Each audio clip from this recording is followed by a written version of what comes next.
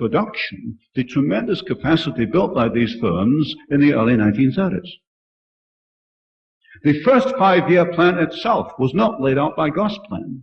The Gosplan plan was just not workable.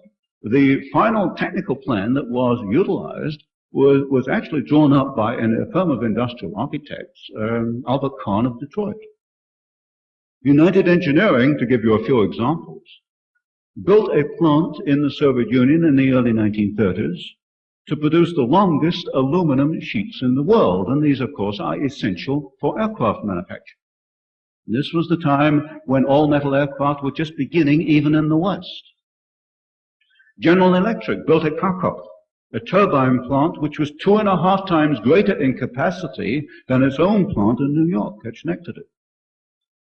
There were 3 gigantic tractor plants built in the Soviet Union, and the Soviets built more Internationals and more Caterpillars than those 2 companies built in the United States. Now, go back to my introduction, the 3 levels of information. The whole world largely still believes that the Soviets did it themselves. That's the official establishment version. In reality, the Soviets didn't do it. It was done by Western free enterprise. The cost in Russia were the millions of Russians who died in labor camps. I'd point out Solzhenitsyn's arguments, Julius Epstein, Operation Keelhaul. Did the American firms know about this? Yes, they did. They lied in their public announcements when they said there was no forced labor in the Soviet Union. And they knew they were lying. I know they were lying because I've seen the reports in the State Department files. The engineers on site in Russia were protesting. It was the time of the Depression. They had to have a job. And the firms told them to do nothing, say nothing, keep quiet. And I submit that our larger corporations, the corporate socialists, were no more interested in Russians dying in the early 1930s than they were in Americans dying in Korea and Vietnam with technology that they had installed in the Soviet Union.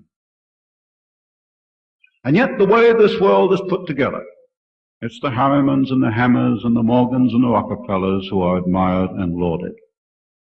And those who plead for human decency and state the facts of dictatorship are slandered and insulted. And we find, regrettably, academics fall over themselves to perpetuate the myth. So back in the early 1930s, Gerard Swope of General Electric and Werner Baruch and their friends were building the 5-year plans in Russia, but they weren't inactive elsewhere in the world. And this is one period where I've been able to develop most of the story. Roosevelt's New Deal, the NRA, National Recovery Administration, was not drawn up by the Brain Trust or Roosevelt's advisors. It was drawn up by Gerard Swope of General Electric. And I've published the whole thing in the book I've just produced. I call it Swope's plan. It wasn't FDR's plan at all. And Herbert Hoover was quite correct when he called it fascism. Because Roosevelt's New Deal was nothing else but fascism along the lines of the Mussolini corporate state. And our friends, Werner Baruch and General Electric, building up the Soviet Union, were also very active financing and promoting and writing for Roosevelt in the early 1930s. But also, they were active behind Hitler. It's interesting that both Hitler and Roosevelt came to power in early 1933. Now, the story of the promotion of Hitler by our own corporate socialists is yet unpublished. But I'll tell you this much, it'll give you the flavor of the book. I have the bank transfer slips, which is about the hardest kind of evidence you can get, of funds going from large corporations to the Nazi Party, and particularly a political slush fund operated by Rudolf Hess.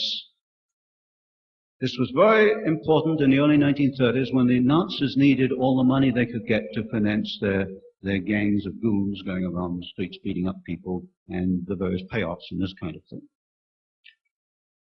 One of these transfer slips refers to German General Electric, 60,000 Reichsmarks.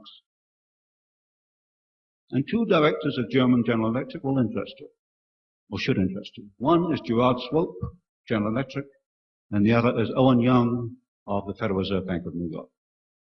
So what we find is, when we begin to probe behind the scenes of history, is that we have these gentlemen promoting 3 brands of socialism all at the same time. They're building the first 5-year plan in the Soviet Union, they're writing Roosevelt's New Deal for him, and they're trying to get Hitler into power in Germany, all at the same time. So let's go back to the building of the Soviet Union. During World War II, you will remember, there was the massive Lend-Lease program.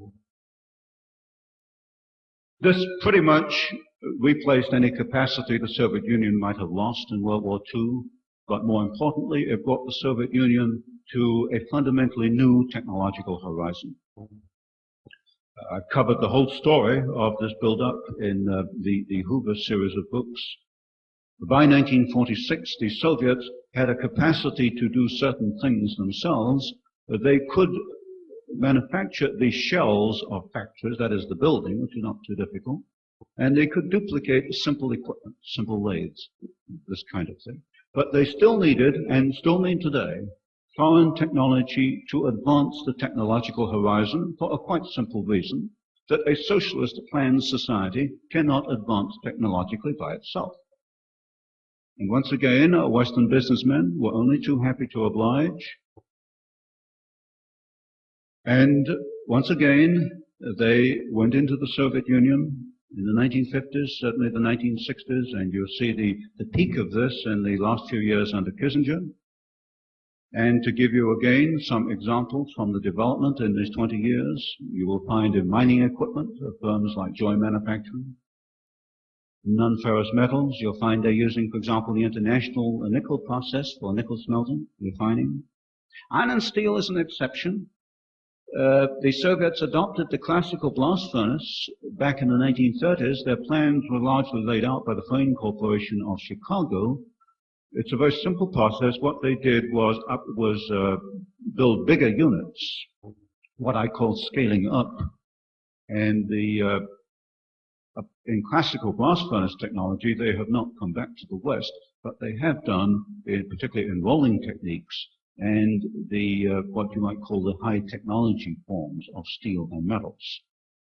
In petroleum processes, you can see the copying of the Lend-Lease refineries all the way up to today. I think just a few weeks ago, there were recent agreements to transfer more petroleum technology to the Soviet Union. In chemicals, Arm & Hammer, Occidental Petroleum, of course, has always played a key role. Textiles, we find Soviet nylon, all their synthetic fabrics are Western fabrics, but of course with different model numbers, categories. Motor vehicles, all the motor vehicle plants I can identify in the Soviet Union have equipment from the West. They have been able to reproduce simple transfer lines, but as you know, with the Karma plant, still today, the Soviets require equipment mainly from the United States. Soviet Atomic Energy, their first reactor was a copy of the Hanford reactor, but more importantly, they couldn't have achieved their atomic energy program without United States help. I'm very skeptical today about the Rosenberg spy story. What is much more important is how did the Soviets get the industrial technology, the equipment, a very specialized kind of equipment, which is needed for an atomic energy program. This could only come from one of 3 countries, United States, Switzerland, or Great Britain. Locomotives, for example, we find General Electric is the standard. In aircraft, we find all the Rolls-Royce engines powered the MiGs over Korea. The door, for example, on some of the aircraft is a Boeing door. You go right down the line, it's there. Merchant Marine, I calculated that exactly because the Soviets have published a very exhaustive catalog, great big fat thing, of their Soviet ships. Every ship is there, cataloged with its technical specification, and I can tell you exactly 67% of the hulls were built in the West. 80% of the engines were built in the West. The 20% that were not built in the West were built in the Soviet Union, mainly at Bryansk and in Leningrad, under technical assistance agreements. There's no such thing as a Soviet marine diesel engine. That's what got Soviet Weekly upset in London and said I was wild. And of course I pointed to their own catalog, and it's right there if they bother to get a calculating machine, which of course will have to be Western, and they can repeat what I did. The computer technology is courtesy of IBM and Radio Corporation of America, but there's an English corporation, International Computers, which has transferred the most advanced of its own computer technology. I did happen to meet a director of this particular company last April when I was in England, and I pointed this out to him that it was his own suicide. He had more to lose than I